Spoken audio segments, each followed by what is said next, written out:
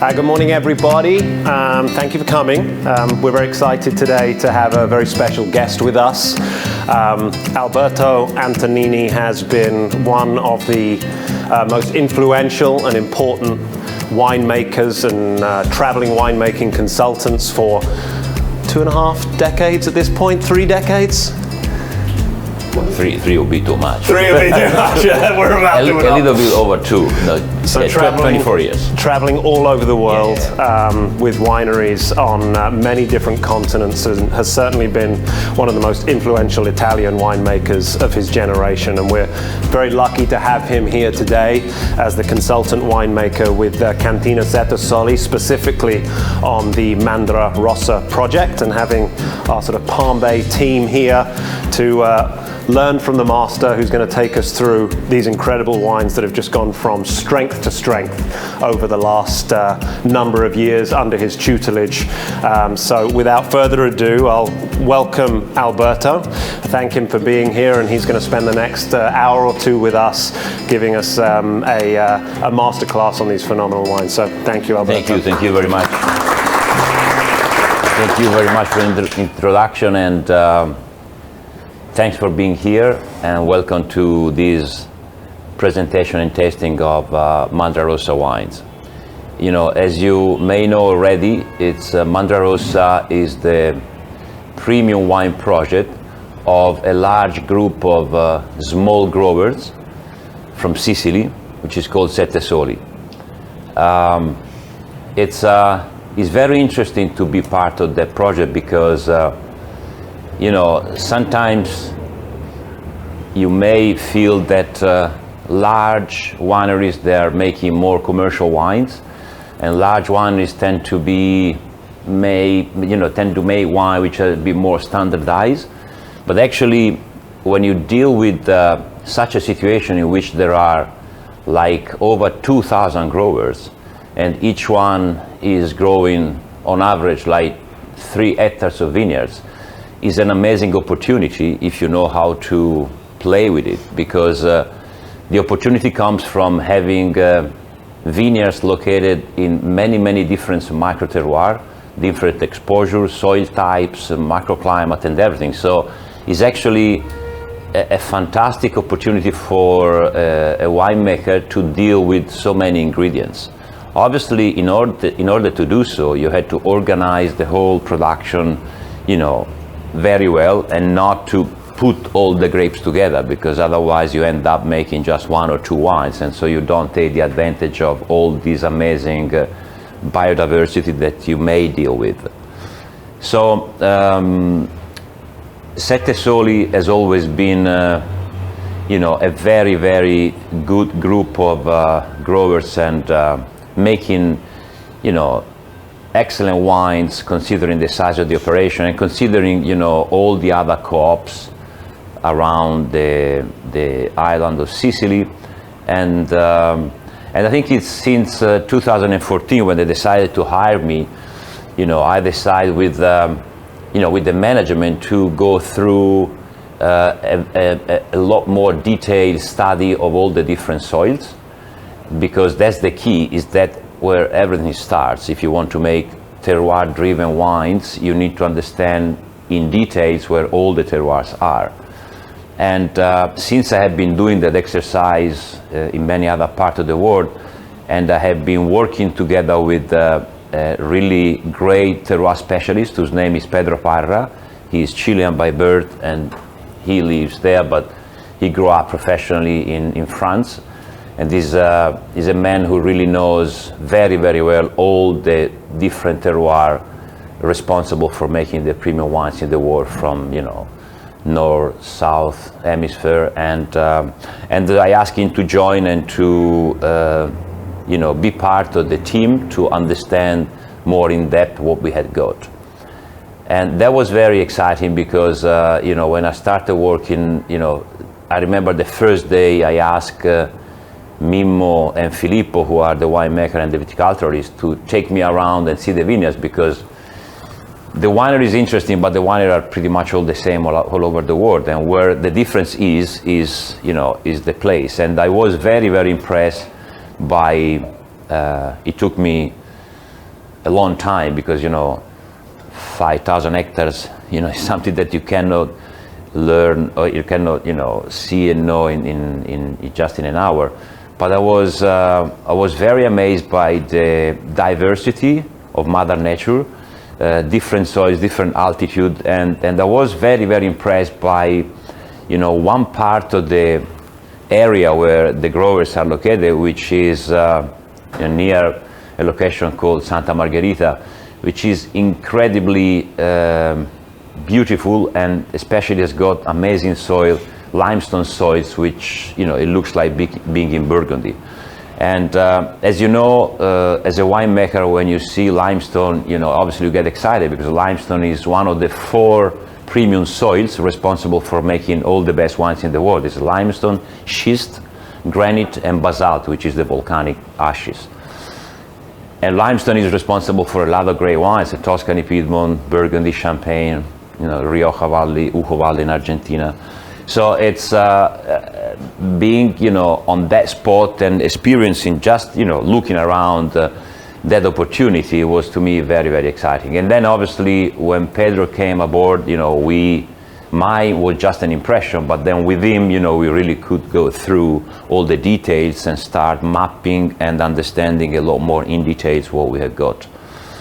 So understanding the terroir is very important. When we say terroir, is an ensemble of different things, and also is the soil, is the climate, is the people, the tradition, but also is the Mother Nature that you have around your vineyards, and that's very important. If you look at the very best location and premium wine region in the world, they all have one thing in common, which is the biodiversity. You've never seen only vineyards, as you see sometimes in the New World wine region, when you travel and you see huge extension of only vineyard. That makes me feel a little uncomfortable, because it's not very natural, it's not very balanced as an environment, as opposed to the premium regions where you see a lot of biodiversity, which is vineyards, rocks, bushes, forest, olive trees, wheat, corn. And that obviously creates, I think, a more balanced environment that has an impact into the fruit and then wine character. So that's also was, to me, quite amazing to experience the level of biodiversity that they have, all around the vineyards. And obviously, within all these elements, climate, microclimate, soil, and human people, what makes the biggest difference is the soil.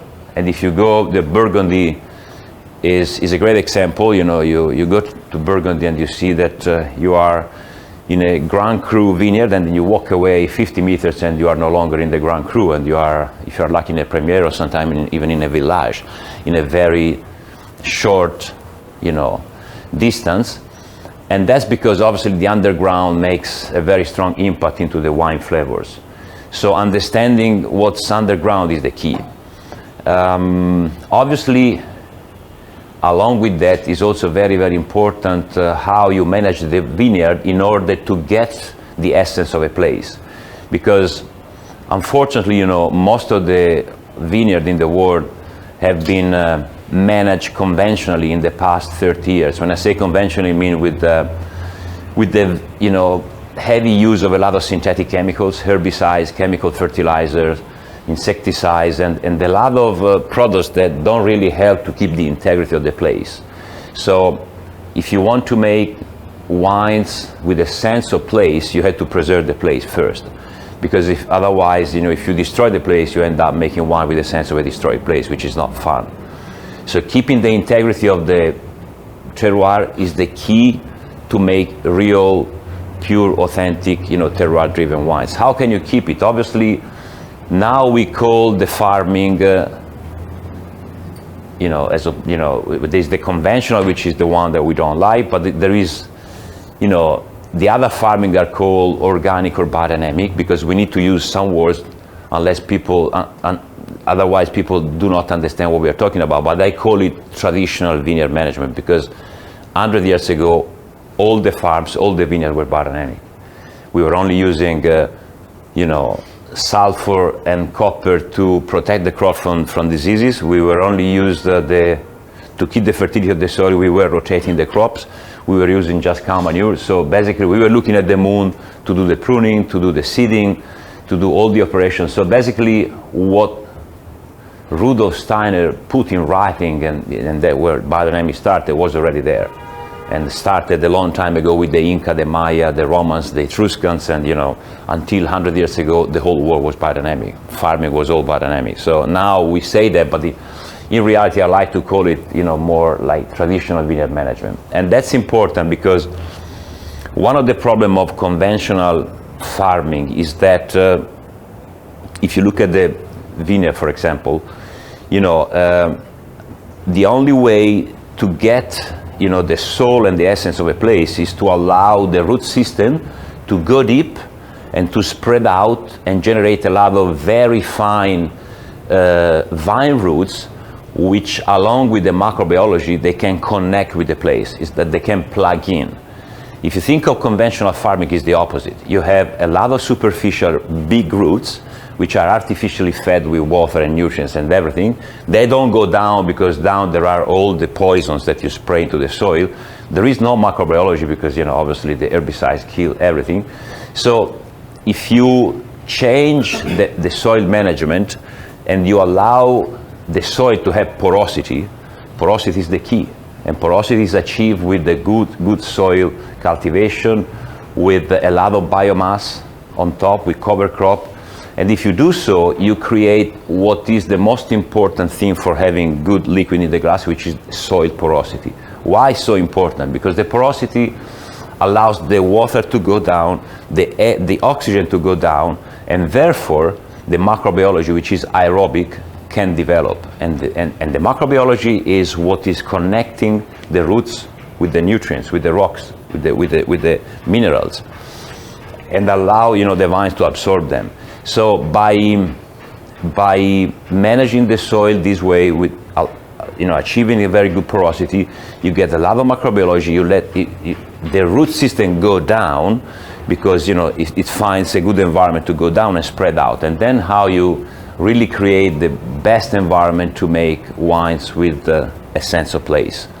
That said, obviously, there must be also some coherence in what you do when it comes to the winemaking.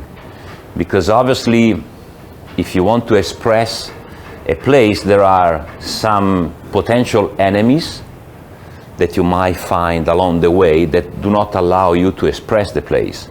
Which are the enemies? I normally mention 6 of them. One is the over-maturation of the grapes. Overripe grapes, they make bigger wines, but you lose character. I mean, overripe grapes, they tend to taste pretty much the same. Not exactly, but obviously they don't help you to experience the differences. Over-extraction during the fermentation, so bleeding, pumping over, rack and return, more color, more concentration, less character.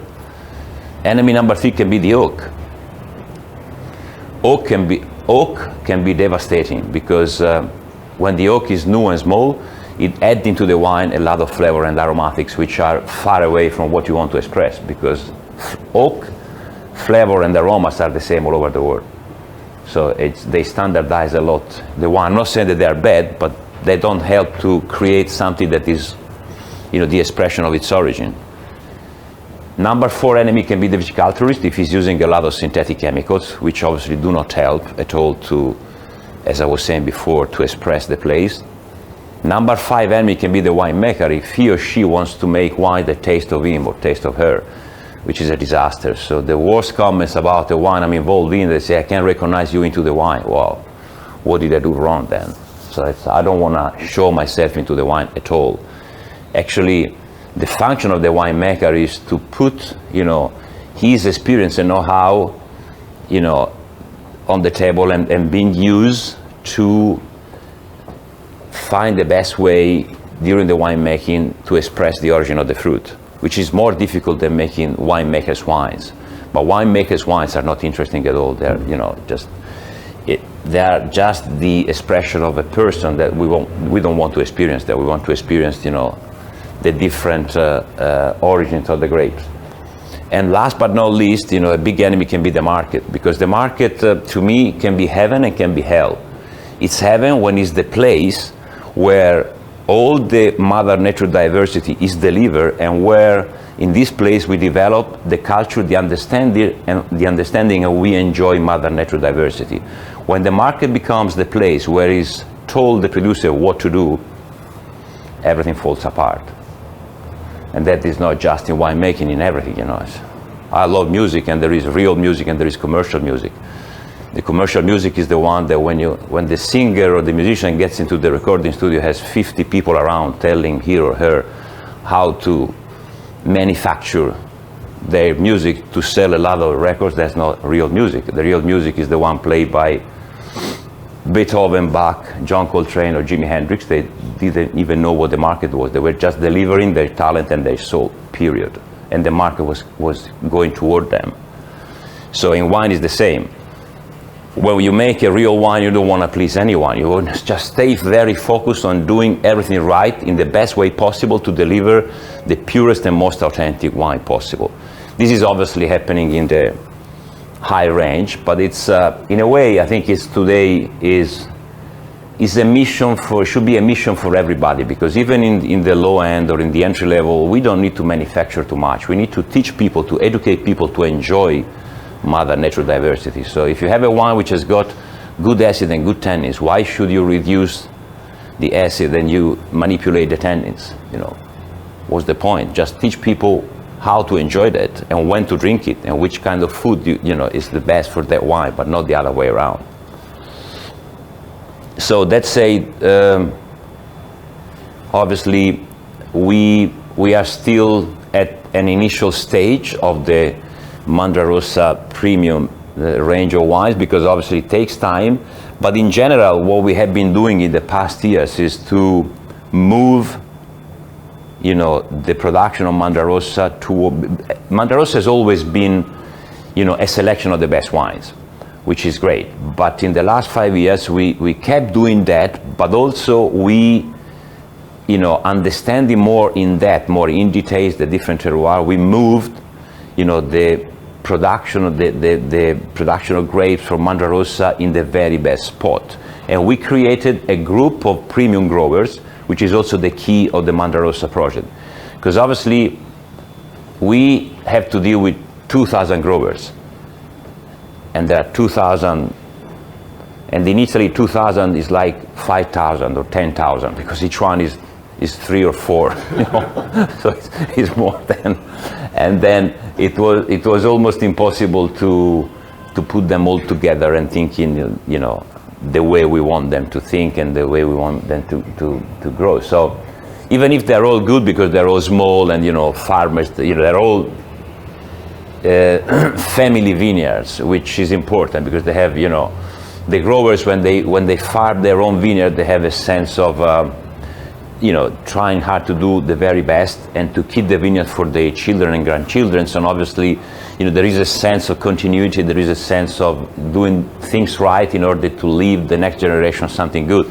So in general, I can't complain, but obviously we wanted a more detailed vineyard management, and therefore we decided to select within the very best hectares, which are about Mandrarossa out of the 2,000 is probably, we have been focusing on 500 hectares, and then we have now kind of 200, approx 200 growers that we deal with. And it's interesting because obviously they had to follow some you know, some programs, and we have seen a very good response. Obviously we pay the grapes better price, but it's not just that. It's also just to work with the pride of them, with the, you know, let them feel like part of a premium project, which is sometimes is more important than the money. So, and by doing that, obviously we have this group and we meet with them more often. We have meetings, and, you know, we go and visit their vineyards, and they are also part of the understanding of the winemaking. We taste the wine together, so we try hard to make, you know, a group of people which have a very high level of motivation, which is the key of in order to give the best out of them. And obviously, as I was saying, you know, some of them we are pushing very hard in order to have them farming organically and being certified, and and many of them are becoming certified organic. Some other, they manage organically, but they don't want to be certified at the moment because it involves some more bureaucracy and cost and everything. But we are very much into that, pushing them to avoid the use of any synthetic chemicals. Synthetic chemicals are responsible for really making a lot of damage to the environment, because when I say synthetic, there are molecules that do not exist in Mother Nature, but they're made in the labs and they're spread out in Mother Nature, and they create a mess because all the insects, animal, plants, birds, they don't recognize them, and it's breaking all the chains of Mother Nature, which is a big problem, as opposed to natural chemicals, which are copper and sulfur, which are chemical, have been used since thousands of years ago by the farmer to protect the crop, but they're natural because copper and sulfur, they are coming from the ground, so it's or from the rocks, so it's they are recognized, and they don't have a bad impact into the balance of the environment itself. So but obviously, I was saying before, when it comes to the winemaking, you had to be coherent with what you do in the vineyards, and coherence is to manage the grapes in a more gentle way, understanding what you shouldn't do, as I was saying before, avoid over maturation, over extraction, oak, etc., and try simply to understand how to express the pure, authentic flavors coming from the combination of soil, plant, and climate. That's enough. If you have a very good soil, a very good balanced plant without using synthetic chemicals, and a very good climate, the combination of the three is generating plenty of flavor, so you don't need to add more. I don't like, if I have a good piece of beef, I don't use the barbecue sauce. So oak flavor are like barbecue sauce, which is needed when the beef is bad, otherwise you don't have any flavor. But if I have a prime piece of beef from an Aberdeen Angus, raised in the Pampa Húmeda in Argentina, put on the grill, little salt, and that's enough. So, and obviously we try to avoid anything that can, again, play against the concept. And when it comes to the oak, for the premium range, we are not using any small barrels anymore, less and less, because I believe that the small barrels have several problems. The first, when they are new, they are terrible because they add a lot of barbecue sauce, but then also they provide the wine with too much micro-oxygenation, which is good when your grapes are coming from a more humid, cloudy, and cool environment, because the tannins, they need more oxygen to polymerize and to get more soft. But when you are in a very sunny, dry, warm environment, you actually need to age the wines in a more reduced environment. Otherwise, you speed up the process of aging, which is already, quite fast in a warm, sunny environment. So unfortunately, the whole world has started using in the past 40 years a lot of small barrels, basically because the world of wine has been brutally colonized by the Bordeaux recipe, which has been devastating. Because that recipe works very well in Bordeaux, but when you go to an environment which is the opposite, Bordeaux is rainy, humid, cloudy, filtered light, and if you compare that with Sicily, with California, with Mendoza, with South Africa, or with Barossa Valley, they are completely the opposite environment. How can you use the same recipe if the environmental condition is the opposite? The only reason why you do that because you believe your reference is there and you try hard to do what they do. So going to Bordeaux, you were there. If you ask me if it's a great experience, yes it is, because you learn how to do things right. You learn the culture and to pay attention to details. So it's a fantastic experience, but the problem is that most people go there, learn there, and then they go back home. Instead of using their knowledge for doing their own things better, considering where they are, they start copying what they do there in Bordeaux, and that's where the problem is. So the whole world has been brutally colonized by that in terms of grapes, in terms of winemaking and everything. And thanks God now there is a step back and people are restarting to focus on their own roots, tradition, grapes, and everything, which is also what we want to do in a way in in Sicily and Sette Soli and Mandrarossa, and we are showing today also some international grapes, obviously, but the focus is more and more in going back to the original local grapes. This is also something important. The other day there were more and more, I get people calling me, interview me about the climate change and what we should do and blah, blah, blah, blah. It's rule number one in this business is to go back to what people used to do 100 years ago. Because if in Sicily or in Tuscany or wherever you are, you use local grapes, you are already in a much better position, because obviously if these grapes are there for thousands of years, there must be a reason. And that's why we shouldn't make wine for the market, but deliver to the market what we do, because obviously people start growing something that they shouldn't because they're not appropriate for that environment, because the market is asking them to do that. And that's why you see some grape varieties grown here and there in environment which are not really the best for them, and therefore they require more spray, more water, more everything, because just don't do it and just grow what has been there forever. So in a way we are trying to do that also with the Sette Soli and Mandrarossa project.